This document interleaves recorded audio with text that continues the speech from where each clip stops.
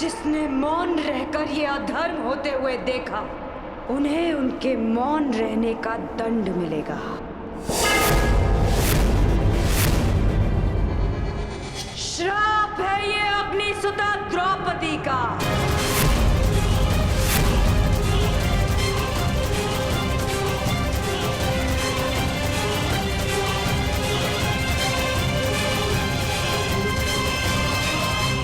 पांचाली, वहीं रुक जाइए महान पांडु पुत्रों। मैंने आपको क्षमा नहीं किया। अब आप सबका मुझ पर कोई अधिकार नहीं। वो अधिकार आप पहले ही हार चुके हैं, और उसका प्रतीक है ये खुले हुए केश, जिन पर अब कभी चूड़ामणि नहीं सजेगी।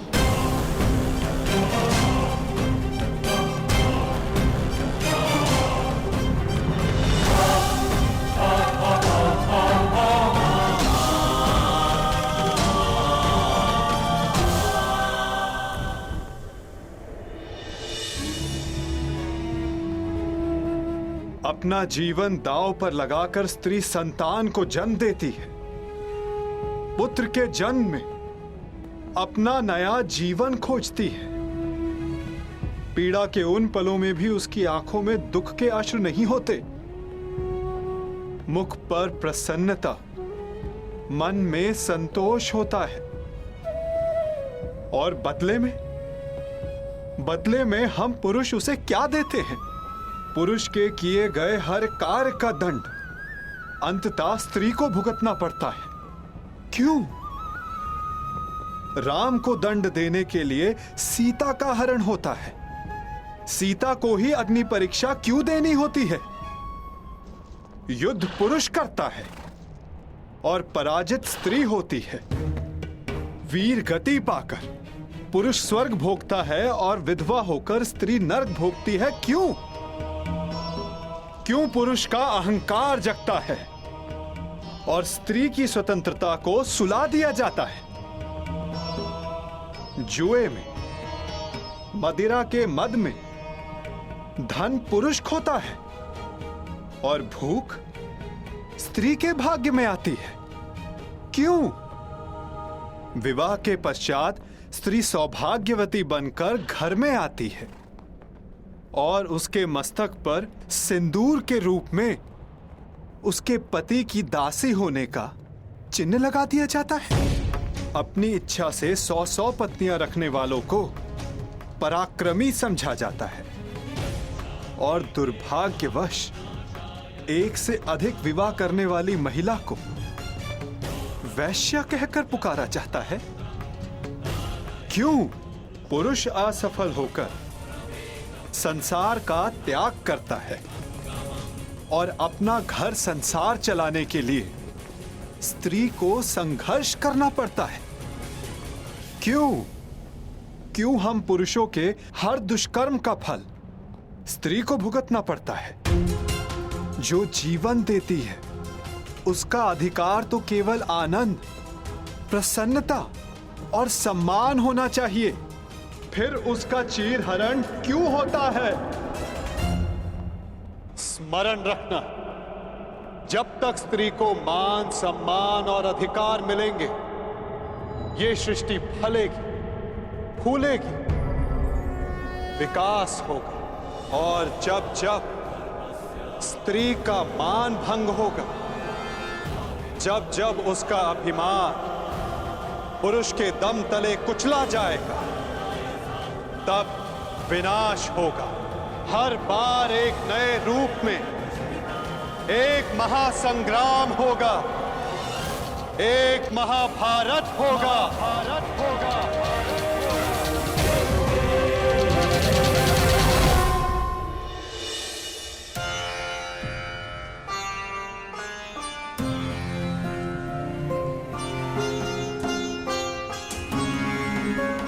महाराज, आज संसार की सबसे अधिक लज्जित सबसे अधिक दुखदायी सभा संपन्न हुई। अब आज्ञा दीजिए। नहीं है आज्ञा।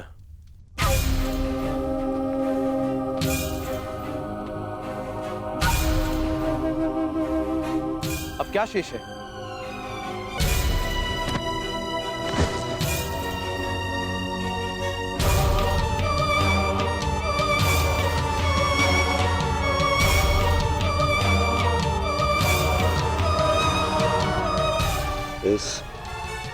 इस सभा को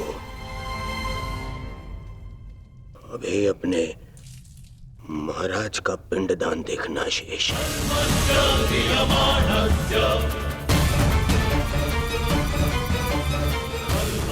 नारिकेलम समर्पयामि। ये क्या अनर्थ कर रहे हो दुर्योधन?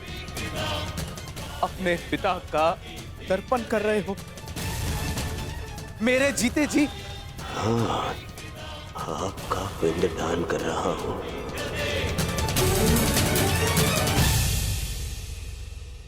मैं आज से अनाथ हुआ पिताश्री।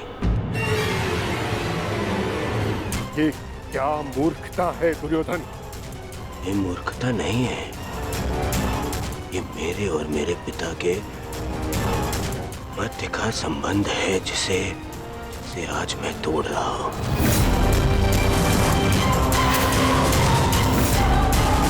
और आप इस संबंध से जुड़े हुए नहीं हैं, इसीलिए मौन रहिए पितामह। क्योंकि आज जो मेरे साथ हुआ उससे यही प्रतीत होता है कि मैं पिता विहीन हूं। एक पिता अपने संतान के लिए जीता है।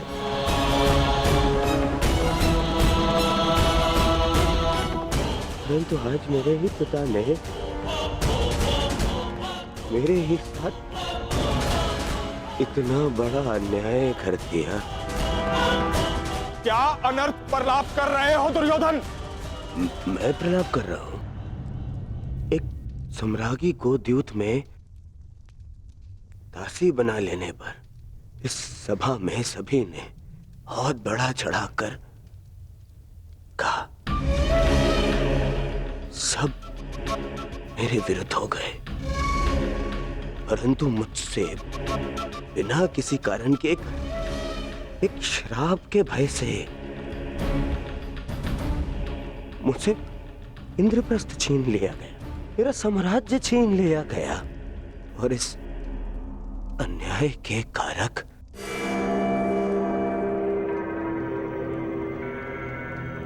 आप हैं पिता महाराज।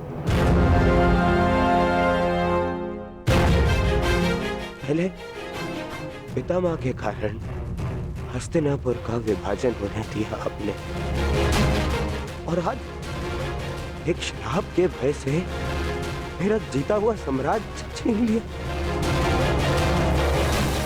महामंत्री, वेदों के ज्ञाता, महाज्ञानी, मंत्र पढ़े।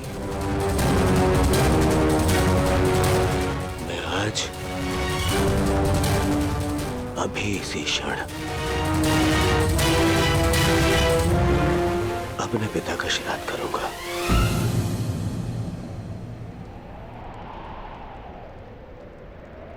ऐसा मत कहो पुत्र, ऐसा मत कहो। मैं विवश हूं। मैं पांडवों का राज्य उन्हें लौटा चुका हूं पुत्र, परंतु ये श्राद्ध मैं सहन नहीं कर सकता पुत्र, सहन नहीं कर सकता। अब तुम्हारे त्राण के लिए मैं क्या करूं? आपके पुत्र को इस त्राण से बचाने के लिए और जीते जी आपको श्राद्ध से बचाने के लिए मेरे पास एक उपाय है महाराज।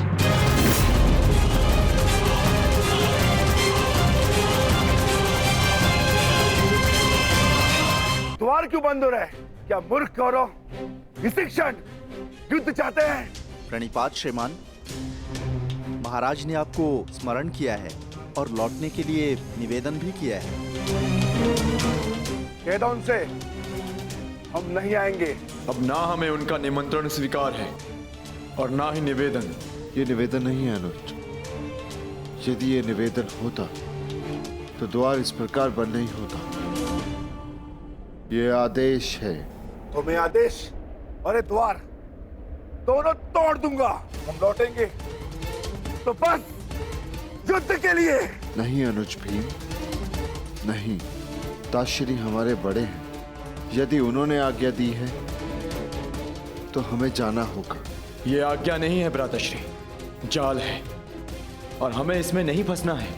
पांचाली यहां से जा चुकी है, व्यथित है। हमें उसे संभालना है। हमें इंद्रप्रस्थ जाना होगा भ्राताश्री। ये जाल है तो भी हमें धर्म के कारण जाना होगा।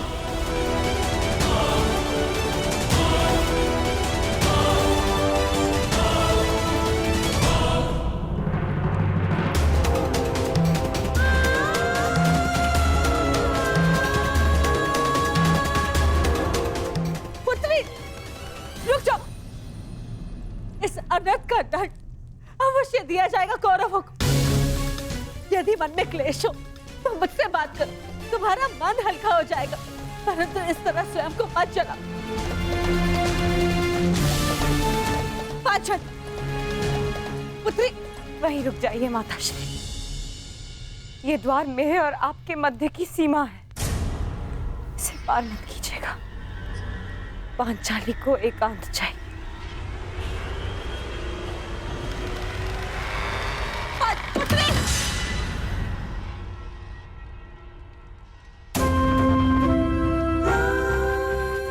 लीजिए ज्येष्ठ आपका आदेश ना मानने वाली दासी। आओ दासी द्रौपदी, आकर मेरी टंगा में बैठो। आओ। वस्त्र हरण करो इस दासी का, जो हर 2 महीने में अपना पति बदले, जो स्त्री 5-5 के साथ शयन करे, उसे क्या कहा जाता है? बताओ कर्ण। शब्दकोश में 5-5 पुरुषों के साथ में संसर्ग करने वाली स्त्री को क्या कहते हैं? बोलो। वेश्या कहते हैं। वेश्या कहते हैं। वेश्या कहते हैं। वेश्या कहते हैं। वेश्या कहते हैं।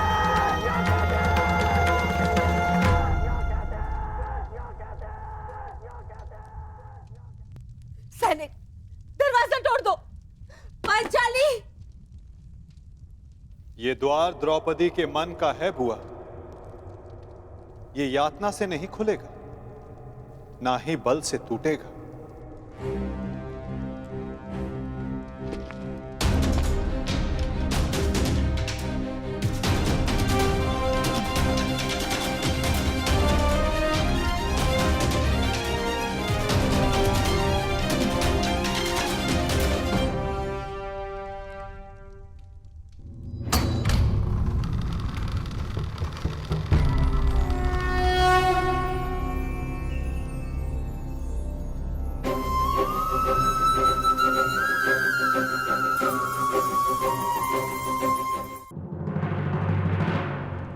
सखी,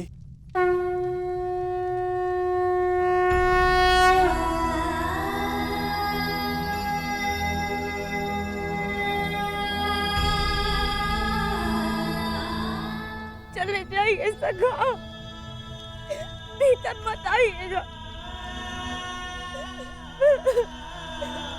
मैं मलिन हूँ। मलिन तो वो सोच है सखी जो तुम्हें मलिन समझे सखी, और मनुष्य तो भीतर से पवित्र होता है। तुम तो उस गंगा की भांति हो जो सबके पाप हरने के पश्चात भी मलिन नहीं होती। तुम पावनी पवित्र हो।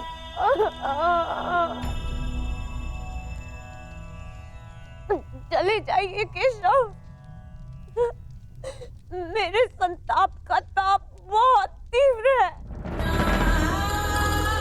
कदाचित ही मेरे सखा को भी क्षमा न करे। सखा हूं तुम्हारा,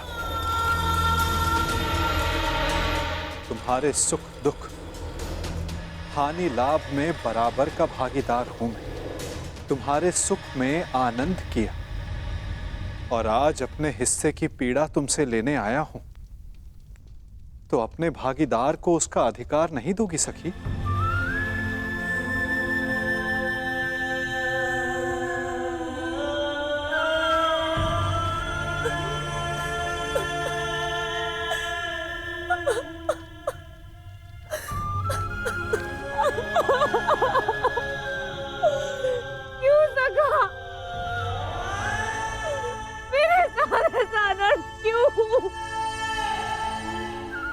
नियति ने मुझे ये सम्मान के लिए क्यों चुना? सका क्यों?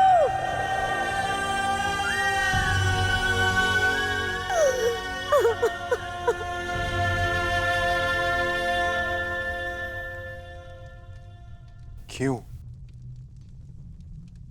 ये क्यों बड़ा भयानक होता है सखी? क्योंकि हम इस क्यों के उत्तर को खोजते रह जाते हैं और अपना लक्ष्य खो बैठते हैं।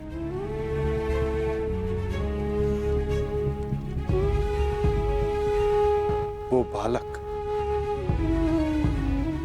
जिसने जन्म लेते ही अपने माता पिता को खो दिया, जिसने जन्म की प्रथम रात्रि को मां का आलिंगन नहीं मिला,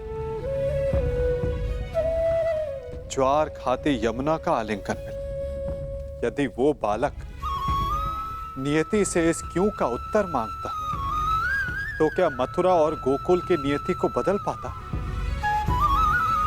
यदि सीता नियति से पूछती कि रावण ने उनका ही अपहरण क्यों किया, तो क्या ये संसार रावण से मुक्त हो पाता?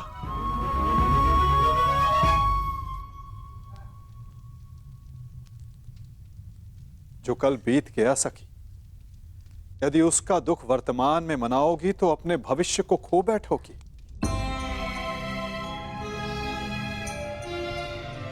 जब अपराध तुमने नहीं किया तो तुम क्यों भीतर से जल रही हो सकी? उन्हें जलने दो जिन्होंने ये पाप किया है। तो मार्ग बताइए सखा,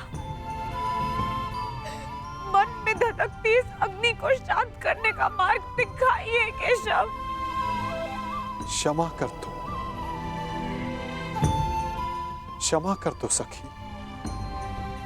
मन में प्रतिशोध नहीं, न्याय का विश्वास जगाओ। जब तक मन में प्रतिशोध रहे तब तक न्याय को आने का मार्ग नहीं मिलेगा सखी। क्या प्रतिशोध लेना न्याय नहीं है सखा? नहीं सखी, यदि प्रतिशोध लो तो केवल तुम्हारे भीतर की अग्नि शांत होगी, और यदि न्याय के लिए संघर्ष की अग्नि जलाओगी तो दुर्योधन जैसे हर पापी की सोच को भस्म कर पाओगी। तो बोलो सखी, प्रतिशोध लेना है या न्याय स्वीकार है?